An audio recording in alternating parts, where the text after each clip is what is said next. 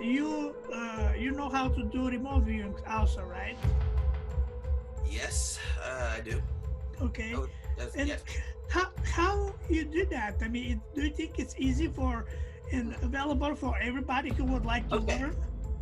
So it is simple, but not necessarily easy. And yes, I think it is available for everyone because this is all.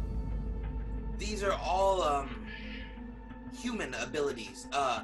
If you look at the Aboriginal tribes in Australia, they use that ability for their hunting, for meeting, for gathering. We have these abilities in our bodies, in our biology. So I guess the simplest way to make remote viewing understandable to someone who hasn't really gone into that is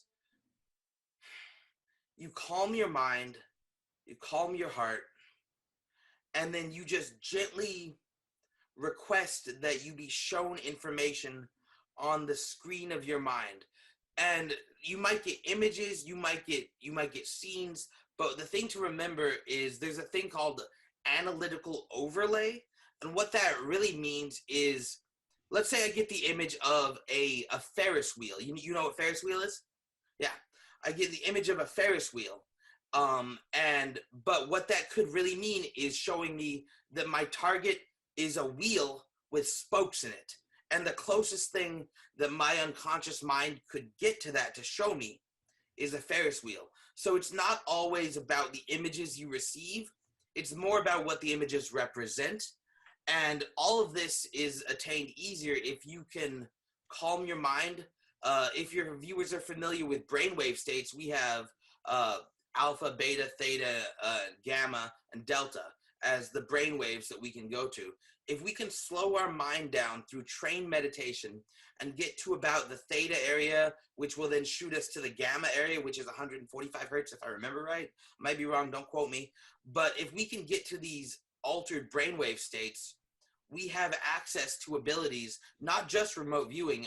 In order to do a banishment, you have to be in the theta brainwave state. In order to do a psychic healing, in my experience, it flows much better if you get into that state. But cultures have called it different things throughout history. In the past, it's been called the Gnostic trance. In Hawaii, they call it hokalau. Um, but really, it's just slowing down the mind enough to be receptive. My kung fu teacher said something very powerful. He said, "We are made to receive the resonances of the universe within us. We're made to do it. It's a natural ability, and there are great resources on YouTube, free remote viewing classes. Check out my friend Buddy, our friend Buddy. He is one of the way better than me, way better than me. And he would deny that, but it's true. Okay. Now, if we make connection now, if we can move now to another way outside of that space, outside of this reality. Let's go. Let's um, go. what about these UFOs and all this? Um, Actually, Dr. Jacques Vallée says that most of the beings who is coming to us, they're coming from another dimension. They're not coming from another space or another planets, universes. What do you think about all this stuff? So I think that could be partially right, or maybe completely right. So they're definitely trans-dimensional, but we don't yet know their origin. They might be using the trans-dimensional physics in order to go instantly from one star system to another, or they might just inhabit an entirely different universe, or potentially both. Like you said, we're outside the realm of our known reality, so why couldn't it be both? We could have different types of beings coming from all over the multiverse to interact with us. But Dr. Stephen Greer put out a really good video called like it was about physics. It was check out Stephen Greer's work. I'm forgetting the actual name, but it's on his YouTube channel, and he Was that goes, acknowledged? yeah, unacknowledged, and also Close Encounters of the Fifth Kind. Those are Right. their main research. But if you go into some of his presentations, he explains it very well as to how, in order for any type of instantaneous travel to happen, we have to, it's called the crossing point of light. Look that up. We have to get through the crossing point of light. And a fascinating thing I've heard is the only thing we know of at this point that can go faster than light is consciousness. Or if we go into the yogic concept, darkness, yin, that which holds everything, akasha, whatever you want to call it.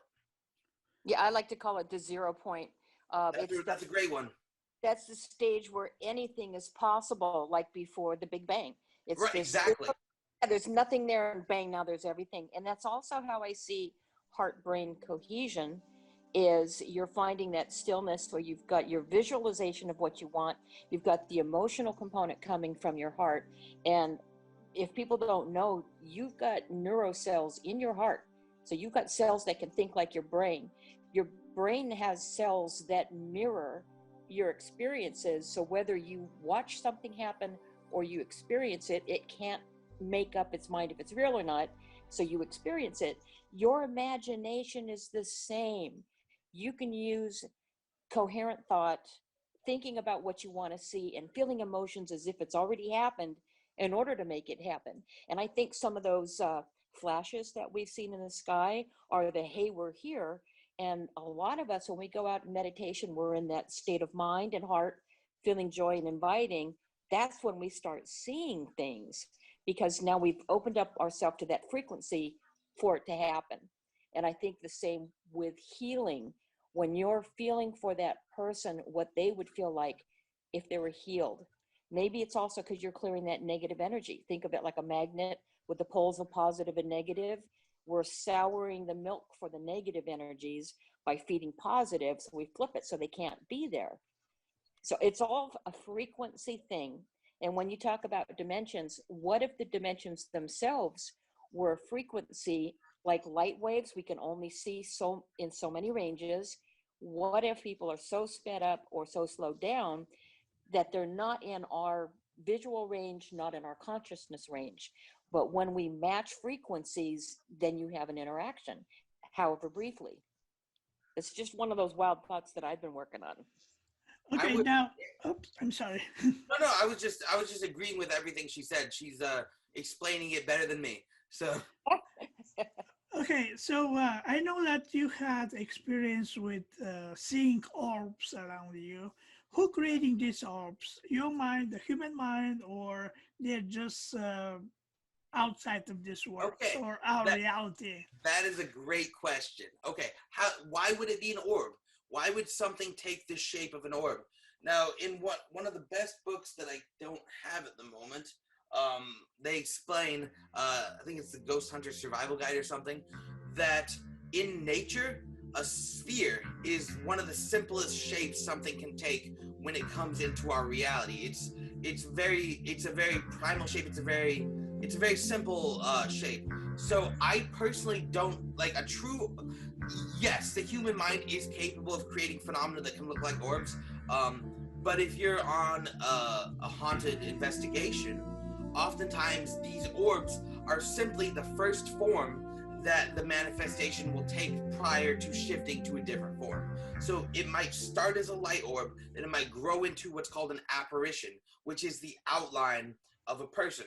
Now, both human spirits and inhuman negative parasites can do this to a degree. In my report, you see I've included images of both a human spirit apparition and a negative entity apparition.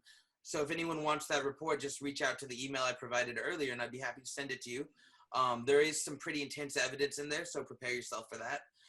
But I think what orbs are the first form of manifestation prior to further communication. Because Costa and Stephen Greer and many other people who is doing this C5 protocols for communication, telepathic communication with another entities from somewhere, they also observe orbs. Yes. So what is the connection between the orbs during this meditation for C5 and orbs you can see during your paranormal investigations? I love this discussion. We're going down some great areas. Okay, so I've been I was built for this. All right, the interview. I mean, sorry, the experience. I mean, of seeing an orb in the sky, and the experience of seeing an orb in a haunted house. The connection there is what we were talking about earlier, the quantum field. When something comes through the quantum field, be it an inhuman negative parasite, a human spirit not ready to pass over, or a higher civilization of whatever kind, they all have to pass through what Buddy calls the limen, the maybe Kat will know a better word for this, but there's a quantum space that everything crosses through when they come through the dimensions, the crossing point of light. And it's very, and like I said, the circular form is a very common form in nature. It's equal on all sides, you know, it's holistic, cohesive unto itself. And what we're seeing when we see these orbs in the sky is these advanced civilizations coming through in the same way that we see on a lower level these more mundial, earthly beings coming through. We're all using the same interface. It all has to do with that quantum acausal 0 point energy. Everything's coming through that 0 point concept. And I don't know if Kat would have anything to say on this, or explain it better than I do. Well, I think you might want to go back to the vision of a magnet or the earth, where you've got the flow of energy going around it, and it's very circular. You've got positive and negative ions, or whatever they would be called, circulating. It's the same thing within our body. It's the same thing in space. And if everything is made of light and there's these polarities, even down to atoms, I think this is the same thing represented as above, so below, from the micro to the macro. And if everything's made of light, maybe that's the most cohesive state that we can be in if we don't have a physical body, what I like to call the meat suit that we're walking around in. So I think a lot of what we see are the consciousness of other beings, whether they're humans or otherwise. Maybe all of us, everything is made of this light, and that's our natural state when not in a physical form. So that's the easiest way to be seen, perhaps, because it's a light wave or a particle, depending on if you're paying attention or not, as they did in the double slit experiment. So this is what we perceive are these light forms. And I think that in our states of meditation, or when you do an out-of-body trip, maybe Aman can speak about that, but this might be what leaves is our consciousness, and that's what's perceived by those who are in the right state of mind or in the right frequency to be able to perceive them. Now, something come to my mind when I'm listening to you. There's a man, Ray Hernandez is his name, and he's the part of this research group for non-human intelligence. And he mentioned that when we're talking about ghosts, when we're talking about different kind of paranormal activities, psychic ability, remote viewing, or observing unknown aerial phenomena or something like this, he said all this stuff, we can say that this is one phenomena manifesting in different modality. What do you think about that? You want to take this one first? I'm sorry? Kat, do you want to take this one first, or do you want me to? Yeah, well, I could throw a little bit out there, but multi-modalities of contact. So you might be contacted with something visual. You might be contacted through a dream. You might get sudden information, or what they call a download. And that's just different ways of getting to you. I mean, I have no idea what consciousness looks like, but we do know that it exists beyond the body. They've proven that with remote viewing. They've proven that through the meditation, where they've had an effect on areas. It has a physical manifestation.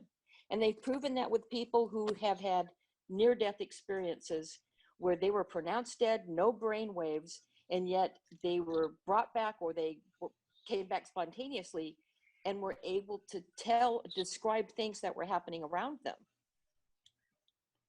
So why couldn't some other being find a way to access us, to contact us in a way that makes sense to us, or at least gets our attention? And then from there, maybe they could do more. Instead of throwing a glass across the room, maybe it's an idea or a song that pops into your head and it spurs on a new thought. Just like you have when we're talking, we're creating new ideas that pop into your head through sharing these ideas.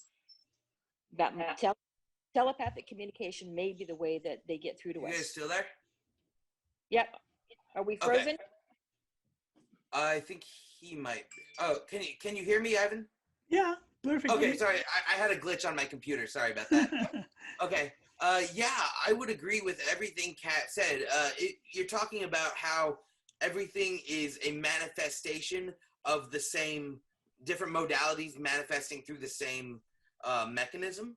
I mean, it's one phenomena, but manifesting in different modality or by different ways.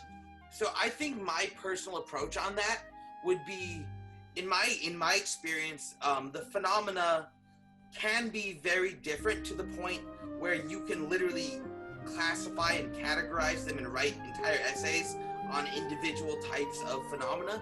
So I'm not sure I think they're the same thing. I think they're using the same mechanism. So I think, let's say, for instance, something happened where someone passed away and they want to communicate. They will use the same mechanism to communicate that an advanced civilization would, or that an astral parasite of some kind would, because it's kind of like we're all swimming in the same ocean, it seems like. Yeah. And yeah, and in order for something non-physical to interact with something physical, it seems like there are natural or universal laws at play that maybe we don't fully understand yet. In the same way, a couple hundred years ago, this right here would be magic. Straight up magic. Like looking into a magic mirror and talking to someone. So in the same way that a couple hundred years ago, this is magic, maybe there are yet to be discovered laws of physics that regulate the interaction between the physical side of the universe and the non-physical. Or maybe me, you, Kat, and all of these people, they can be called witches or wizard, and maybe will be burned in the hell. Hey, according to some people, it might have already happened. So, like, we don't need to go into, like, the reincarnation past life thing. But, I mean, we're joking, but unfortunately, in some parts of the world, that persecution is all too real. People are not free everywhere to explore this. And, you know, you joke about the witch burnings, but we can still burn witches in our minds, you know, by judging people, yes, by condemning people, you know? Oh, that's a really good point, Aman. You know, our words, thoughts, and our intentions are so important. And rather than judging, maybe just look at people and they're having an experience and so are we. We may not like it. We can't change what that person's doing, but we can change how we react to it. And I think right now, this world needs to calm down and start, you know, you can't change the world until you change yourself. It's the only way to start. There's some pretty good music about that. Michael Jackson comes to mind right now. Take a look in the mirror if you want to make yeah. I'm looking at the man in the mirror. All right, I'm off. Get away. Change his ways. Right? Nice, that was nice. All right, we almost finished the time with talking. I mean, we can talk for many more hours, but I'll do something. we can have a schedule another meeting sometime in the close future. What will be your final words to people in Bulgaria and all over the world who is watching that video? I gave a lot of thought to this. If you are experiencing unwanted paranormal activity of any kind, do this with me right now. Close your eyes. Focus on your heart and bring to mind a moment of love. And from that place, see yourself surrounded in a halo of brilliant, bright white light. And let's just breathe that light in together 3 times. Inhale. Exhale. Inhale. Exhale. Inhale. Exhale. And in your mind's eye, see that light flowing from your crown, the top of your head, into your heart, and out into the palms of your hands. condense that light into a ball in the palms of your hands. Relax the hands. You'll be able to feel it in a moment. And if there's a negative paranormal force oppressing, you just project that light in the direction of the force and say, "Be gone."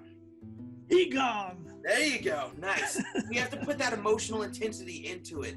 Yeah. And so, guys, if you're experiencing negative paranormal phenomena, just rewind this video and repeat that process until it stops, and then send me an email at ab42berry42@gmail.com, and I'll give you a hand. I'll help you out.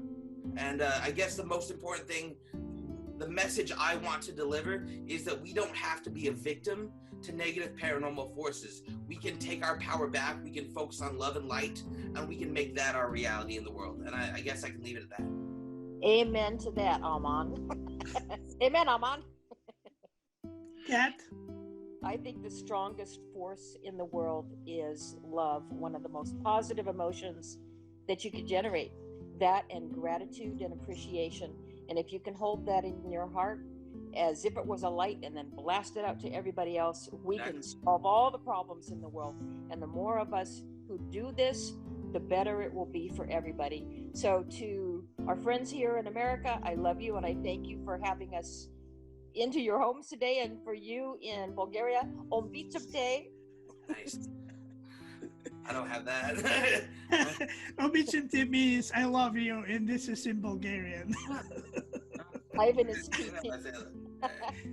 Okay, thank you very much, guys, to have you in this show, and it was a pleasure and blessing for all of us who are watching that, or who have open mind, and we have questions, and we looking for all these answers. Thank you very much again. Be strong, be safe, be healthy. Obichapte, I love you. Ich liebe dich von ganzem Herzen. Je t'aime. And we're off the rails. Namaste. Bye-bye. Namaste. Goodbye. It was blessings to Bulgaria and all the people in Europe. Thank you. Bye-bye. Bye.